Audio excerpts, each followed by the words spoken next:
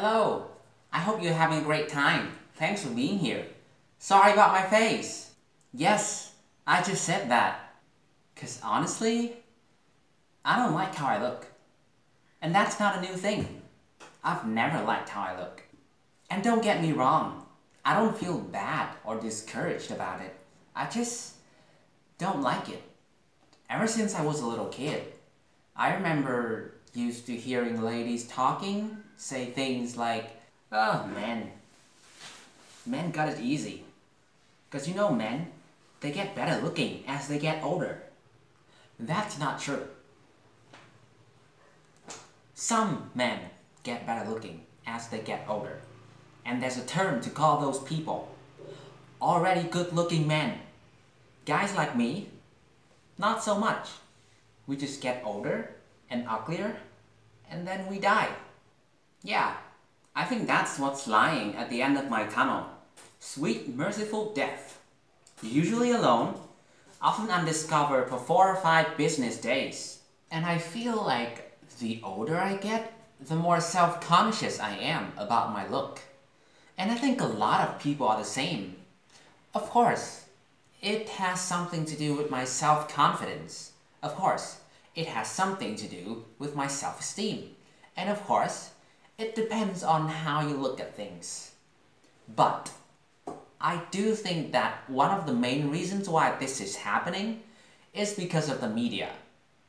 Or to be more specific, it's what's being shown on the media. As you may have already known, this is the age of globalization. The world is getting smaller and smaller every minute, and we're being brought closer together every day. Many of this were thanks to the internet, one of the greatest inventions of humankind. It's been really helpful.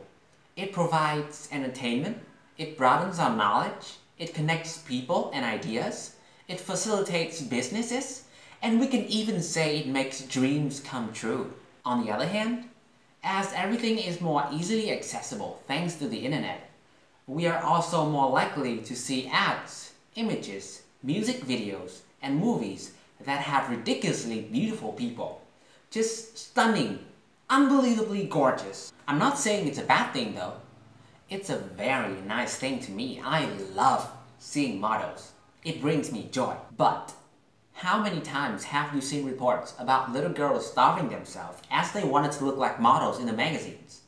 How many times have you read articles about people who went through dozens of plastic surgeries, getting their nose done, changing their face, buffing their boobs, reconstructing their shoulders? Many times, right?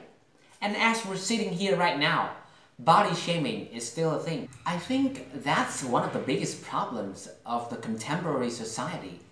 You focus too much on how other people look. You pay excessive attention to what's on the outside rather than looking at what's on the inside. And by the way, I'm not talking about all of you.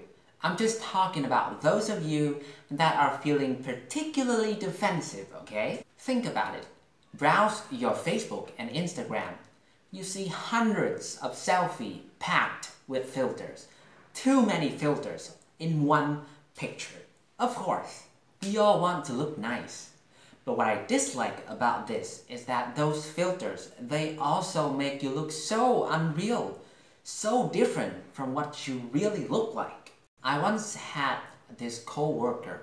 He came up to me and said things like, "Dude, we've been working together for months, and you still haven't accepted my Facebook request." "Well, it's because you haven't sent me the request." I did. And then he showed me his Facebook profile, and then I realized he actually did send me the request. And I also remember why I didn't accept it. It's because the profile picture, it didn't look like him. Isn't that a common problem these days? Like many people, they just post these awesome and unrecognizably hot pictures online. So unrecognizable that they might even compromise their own safety. 'Cause what would ever happen if one of those people went missing? Yeah. Can you imagine turning on the news and what you see is a 25-year-old woman in Hanoi has disappeared. Unfortunately, we only have her Facebook photos, so we don't know what she looks like. That would be terrible, right? And we see those edited pictures every day, especially the youth, the teenagers, the people who use social networks very oftenly, the people who are still in the age of developing themselves. What happens when those fragile and naive adolescents see those pictures is that they can't help but subconsciously and even sometimes actively compare themselves to those people in the pictures. And that process, those kind of thoughts, they could slowly and gradually shape their opinions about what beauty is based on just what they see instead of what they experience. And they could become obsessed with it. They could try to change the way they look. They could even try to turn themselves into a completely different person, abandon all the good things, the good values that they were taught earlier. This is just my personal opinion, but I think one of the most obvious and apparent example of this is dating apps, like Tinder, for example. If you're lucky enough to not know what Tinder is, well, Tinder is an application for the phone, where it gives you pictures of the people of the sex that you chose in the nearby area. If you don't like what you see, swipe left. If you do like what you see, swipe right. If you both like each other, it opens up a conversation, then maybe you can meet up and get down to it. So I was on Tinder. For educational purpose, I swear. Here's an interesting fact about Tinder. On the App Store, Tinder was once classified as a game. And I think that's the problem. I've been playing on single player mode all the time. There's a multiplayer option too, but I feel like you have to be at a certain level of attractiveness to unlock it. Anyway, what I'm saying is that it is very simple to use Tinder. You just swipe the screen left and right. You get to be the biggest boss around. You get to judge people, whether someone is cool or not, whether someone is worth talking to or not. And I think if we use too much of these apps, we might develop a very bad habit of judging people solely by the way they look. And we might even get addicted to it without knowing. So I had to delete Tinder on my phone. Just didn't want to use it anymore, swiping all days. Now I just kinda do it in real life. Just go to girls like, nope. Or just tap them twice, like, show me my outfit. Sorry, that's a little off topic. But you get the point I'm trying to make, right? Like young people, many of them, they're paying too much attention on the appearance. They're focusing on it too much, and they even forget to work on their attitude and personality.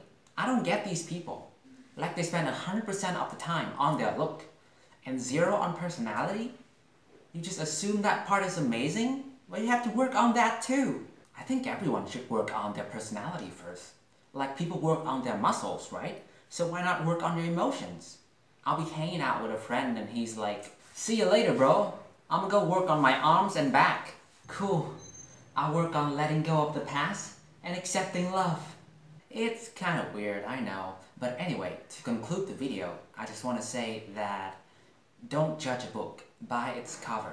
I mean, I know that the cover is designed to help you judge the book before you buy it, but that's not what the book's about, right?